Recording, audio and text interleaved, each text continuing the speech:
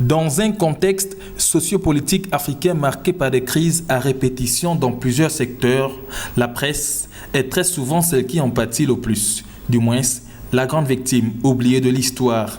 Des assassinats par-ci, des enlèvements et arrestations par-là. En Afrique, les journalistes se retrouvent, semble-t-il, très souvent confrontés à des situations qui rendent encore difficile leur travail au quotidien, celui d'informer le plus grand nombre.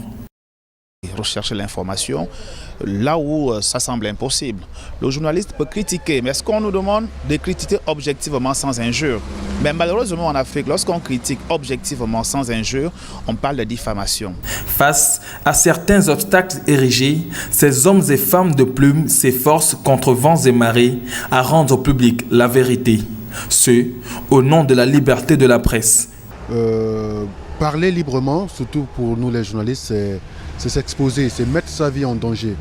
Vous savez, nous, on est la voix des sans-voix. On est ces gens-là qui dénoncent ce que la société a du mal à dire. On est le baromètre de la société. Quand ça ne va pas, nous, on est là pour le dire. Mais maintenant, quand on veut dire, on veut dénoncer et qu'on nous bâillonne, il n'y a pas de liberté.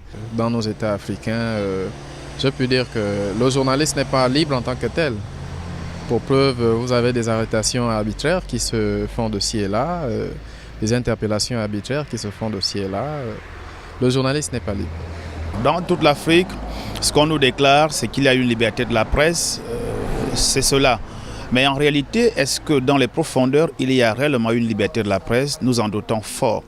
Parce que récemment en Côte d'Ivoire, il y a 2 confrères qui ont été interpellés il y a 2 jours. Il y a le cas de la RDC et venant même chez nous, il y a le cas de Biviga, tout récemment à Tchibanga. Alors on se pose la question, à quel niveau se situe la liberté de la presse? Est-ce que c'est une liberté qui est paperassière ou alors que c'est une liberté qui est concrète? Avec pourtant dans chaque État africain un arsenal de textes juridiques favorables à une forme de liberté de presse qui, pour certains journalistes, reste encore utopique dans notre continent. Démocratiser la presse, c'est-à-dire que la presse doit être libre. Tout comme on a des partis politiques, la presse aussi considérée comme un parti politique qui est libre de s'exprimer, dire ce qu'il a à dire, et surtout bien sûr avec, dans les règles de l'art et puis avec beaucoup de retenue. C'est vrai, c'est pas bon de dire, tout n'est pas bon à dire, mais tout il faut le dire.